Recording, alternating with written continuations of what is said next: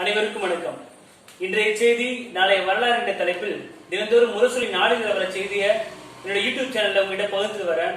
அதை தொடர்ந்து இன்னைக்கு புதன்கிழமை 26 ஆகஸ்ட் 2020 என்ன செய்தி முரசொலியில் வந்திருக்குன்னு பார்ப்போம்.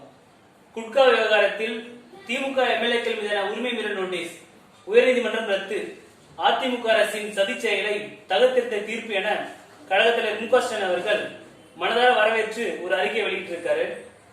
டெல்லி எஜமானர்கள் கோபித்துக் கொள்வார்களோ என்ற அச்சமா, நீட் தேர்வு பிரச்சனையில் மௌனம் காப்பது ஏன் என அதிமுக அரசுக்கு கழக தலைவர் மு க ஸ்டாலின் அவர்கள் கண்டனம் தெரிவித்திருக்காரு. இது முரசொலி முதல் பக்கம் வந்த செய்தி.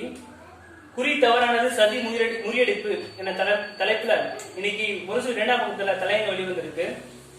மறைந்த முன்னாள் அமைச்சர் ரகுமான் கான் அவருடைய திருவுருவப் படத்திற்கு மலர் தூவி மரியாதை செலுத்தினார் கழக தலைவர் மு க ஸ்டாலின் அவர்கள்.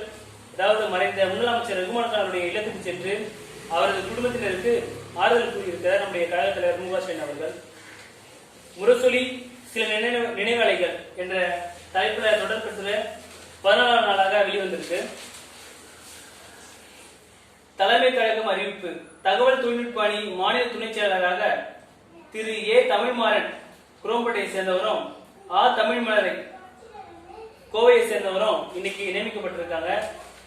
திமுகவோட 15வது கழக பொதுத் தேர்தலில் தூத்துக்குடி வடக்கு மாவட்டத்திற்கு உண்டான பகுதியில கிளை கழகம், அந்த ஊராட்சி ஒன்றியத்துக்கெல்லாம் புதிதாக தேர்ந்தெடுக்கப்பட்ட நிர்வாகிகளுடைய முழு விவரமும் இன்னைக்கு முரசொலியில வந்திருக்கு. அடுத்து சட்டசபையில் குட்கா பற்றிய பேச்சு, திமுக பெற்ற வெற்றி என திராவிட கழக தலைவர் வீரமணி அவர்கள் அறிக்கை விட்டிருக்காரு.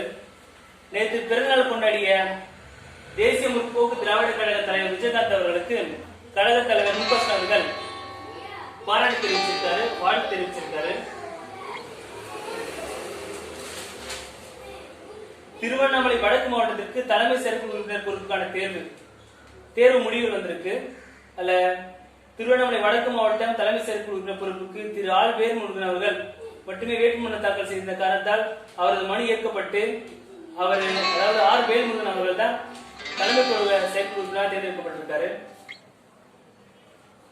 கீழப்பாவூர் கிழக்கு ஒன்றிய கழக பொறுப்பாளராக சிவனு பாண்டியன் அவர்கள் நியமிக்கப்பட்டிருக்காங்க. அதோட அறிவிப்பு வந்திருக்கு. இன்னைக்கு முரசொலி கடைசி பக்கத்துல சென்னை மேற்கு மாவட்ட திமுக இளைஞரணி சார்பாக ஒரு அரை பக்க விளம்பரமும், சென்னை தெற்கு மாவட்ட திமுக இளைஞரணி சார்பாக ஏஎம்இ பிரபாகராஜன் என்பவரும் ஒரு அரை பக்க விளம்பரம் கொடுத்திருக்காங்க.